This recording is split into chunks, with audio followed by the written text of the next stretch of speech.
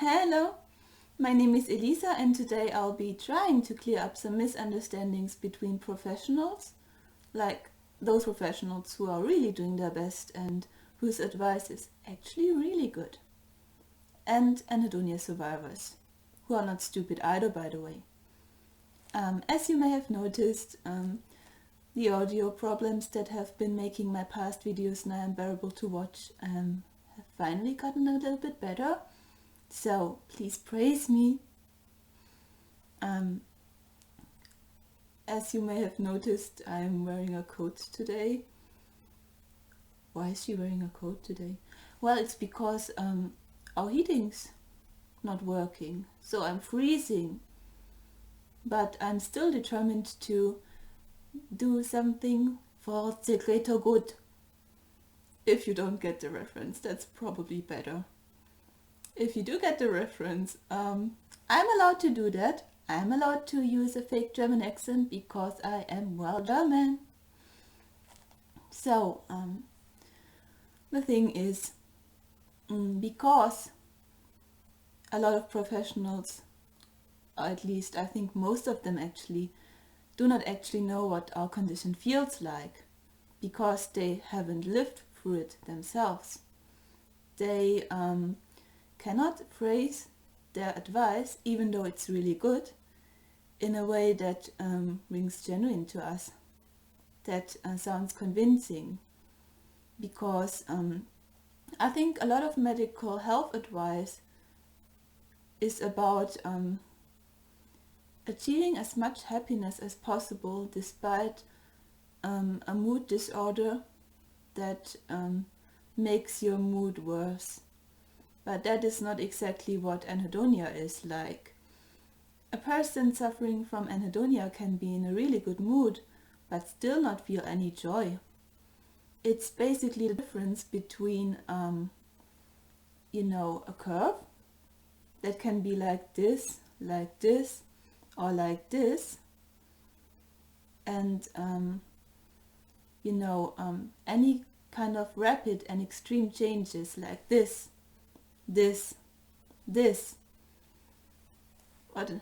Well, the former is a person's mood, but the extreme changes, the quick changes, those are emotions. At least how I used to perceive them, and in the way I do not anymore. To those who haven't watched a video of mine yet, I fell ill at the age of 16 back in 2012, and all of my positive emotions just vanished. But ever since January 2019, I've been coping with that condition, and I've reached the conclusion that yes, my life is still worth living. I'm a complete person, and I'm actually doing okay. So, the problem, however, is that the lifestyle changes I needed to make to accomplish that, in addition to my medication, I wouldn't have made those lifestyle changes just based on the typical mental health advice people tend to be given. For example, if a professional tells a person with anhedonia to find themselves a new hobby, well, the person combating anhedonia is probably going to react like this. What's the point of me doing that? I'm not going to feel any joy. It's just going to make me feel miserable because I cannot feel any joy. And the mental health professional, at least, the kind of professional who doesn't know what anhedonia feels like, is going to react like this. You are being uncooperative. You are not trying to improve your quality of life. Now, of course, there are a lot of professionals who would never react like this. when being faced with a response like that. But to any professionals who do want to understand anhedonia survivors, please don't think that they are being uncooperative or purposefully negative. It's about the fact that your arguments are not convincing enough for them. So let me try to fix that, and let me try to lend your hand. The thing about hobbies is that not all of them are just about emotional fulfillment. There are different types of fulfillment actually. There's intellectual fulfillment, there's creative fulfillment, maybe even social fulfillment that is about having a positive impact on your environment and on other people.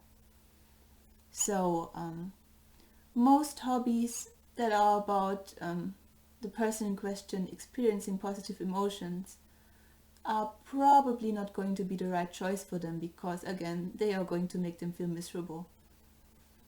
But the other types of hobbies that are about intellectual, creative or social fulfillment, or even another type of fulfillment I cannot think of at the moment, they can empower them. They can teach them that, I'm still there, I'm capable of something, I'm creating something, I'm actively making a difference, I'm influencing my surroundings and other people, I'm living. Time isn't just passing without me. And to any anhedonia survivor watching this, that is what you do want to accomplish, because it will really improve your mood. It will not give you the positive emotions you are looking for, but a really good mood will really improve your quality of life, as opposed to a bad mood or, a permanently neutral mood. Both of those, they just don't feel all that good. I've been there too, and I know it. Another piece of advice that is often given: do not neglect your social life, make new friends. What if the one in question cannot feel affection? Again, friendships of that nature shouldn't be about emotions either, in my opinion. They should be about shared interests. They should be about intellectual stimulation, creative stimulation, about achieving something together, and also about empowering the anhedonia survivor. Because if the one in question has positive emotions in response to what the anhedonia survivor does, says, thinks, creates, it might even allow them to experience positive emotions secondhand, and again make them aware of the power, the influence they still have. And both of those things are really important, because if you have anhedonia, and especially if your cognitive functions and your energy levels are not so stellar, the one in question is really going to have self-confidence and self-esteem issues, and all of that needs to be built up again. And it can be built up again. It's not impossible, but it requires work, hard work and dedication, and tools, very important tools. Another piece of advice that is often given is going outside. Some of us, at least I do, I dissociate when I'm outside. So what can I do instead of that? What can I do to at least make up for the vitamin D deficiency, for the lack of sunlight exposure. In cases like mine, it's pretty good to take vitamin D supplements, but always with a tablespoon of oil, so your body can absorb the vitamin D supplements better, and to do daylight therapy. So basically it's about damage control rather than about making people suffer through situations that make them feel miserable. What is really important to consider when it comes to anhedonia survivors is that negative experiences and emotions are going to affect them in a far worse way than they would ever affect a healthy person, just because they do not have any positive emotions to make up for them. So if an anhedonia survivor wants to avoid situations like that, if they want to avoid emotions like that, it's not because they are weak, and it's not because they are quote-unquote uncooperative either, as long as it doesn't damage them in the long run. It's just about self-preservation. And in that case, it's really good to look for alternate solutions. Now, exercising. Again, it's about feeling good. We cannot feel good. We do not experience any kind of, adrenaline rush or dopamine rush, whatever it is. I'm no professional, so please bear with me. But it's obviously important to take care of one's physical health. So it's about finding something that can be done regardless. That can be done without making the anhedonia survivor feel miserable.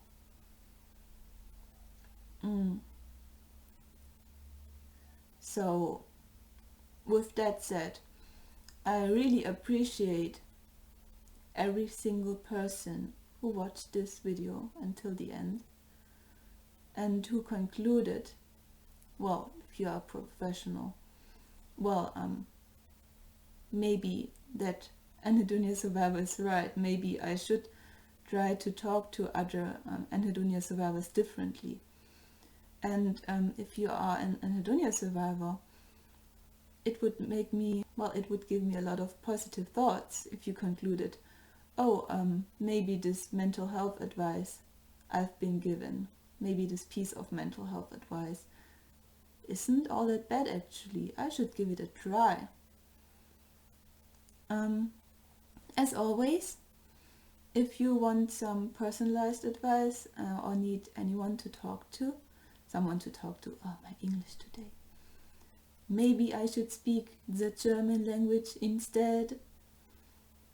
That was a bad joke.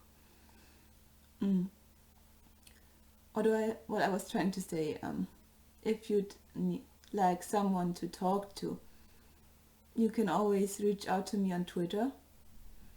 And please keep fighting, and do not forget that you are not alone. Bye bye!